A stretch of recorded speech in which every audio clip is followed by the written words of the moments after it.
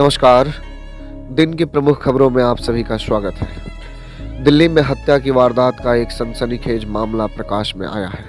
यहाँ आफताब नाम के एक शख्स ने श्रद्धा नाम की अपनी पत्नी को 35 टुकड़ों में काट दिया है। श्रद्धा ने आफताब से लव मैरिज की थी।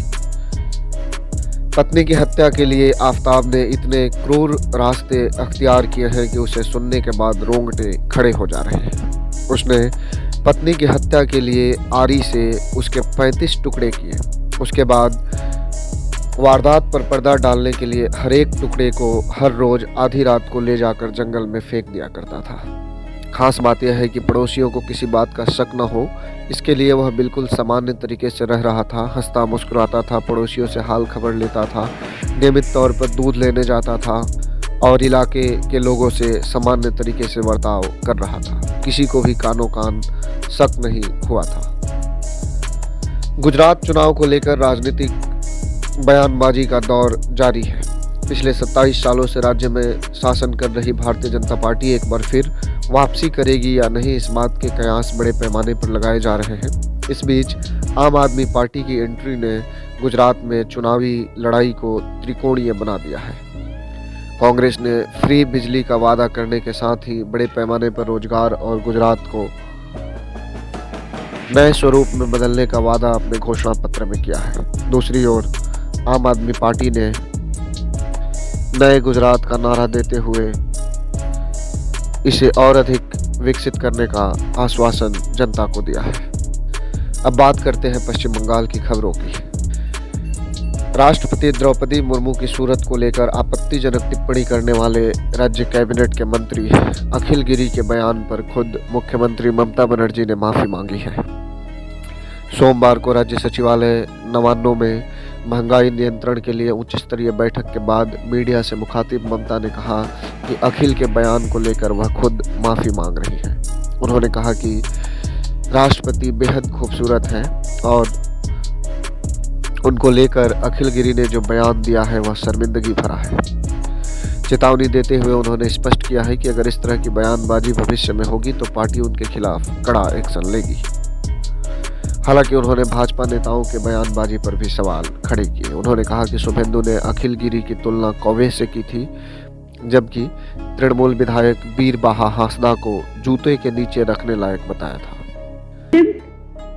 The utterings of my MLA, I am really sorry for that. I apologize on behalf of the party. My party already apologized for that particular issue because I have a great regards of my president, personally, prime minister and others who don't comment anything personally. This is not our party culture. So we already condemned, we cautioned him so that it should not happen future.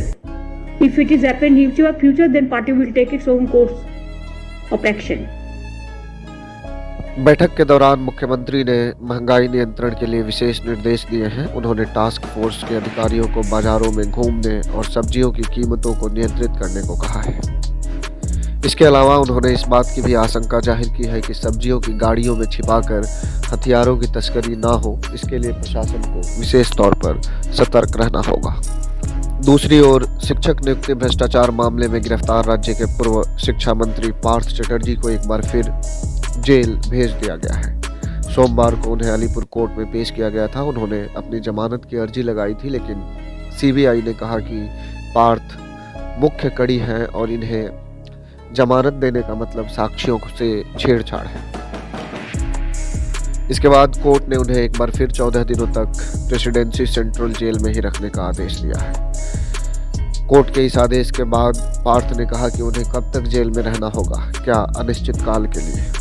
Partha के साथ इस मामले में गिरफ्तार 6 अन्य लोग सुबीरेश भट्टाचार्य, शांति प्रसाद सिन्हा, अशोक साहा, प्रसन्न रॉय और प्रदीप सिंह को भी और 15 दिनों तक जेल में रखने का आदेश कोर्ट ने दिया है।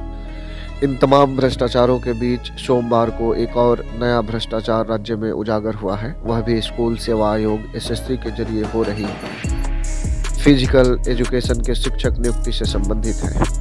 एक महिला उम्मीदवार ने कोर्ट में याचिका लगाकर दावा किया है कि उन्हें लिखित परीक्षा में 72 नंबर मिले हैं, लेकिन काउंसलिंग के लिए उन्हें नहीं बुलाया गया है, जबकि दूसरे उम्मीदवार जिन्हें महज 56 नंबर मिले हैं उन्हें काउंसलिंग के लिए बुलाया गया है। इसे लेकर कोर्ट ने एक बार फिर एसएससी को कड़ी चेतावनी देते हुए कहा है कि नियमों की अनदेखी होगी तो सारी नियुक्ति प्रक्रिया पर रोक लगा दी जाएगी। मंगलवार सुबह 10:30 बजे तक इस मामले में रिपोर्ट तलब की गई है। कोर्ट में दाखिल याचिका के मुताबिक वर्क एजुकेशन के लिए 750 नए पद सृजित किए गए, जिस पर शिक्षकों की नियुक्ति के लिए अधिसूचना जारी हुई थी। इस मामले में लिखित परीक्षा हो चुकी है, लेकिन जो मेरिट लिस्ट जारी की गई है और जिन लोगों को काउंसलिंग के लिए बुलाया गया है वह संदिग्ध है। कोर्ट ने कहा कि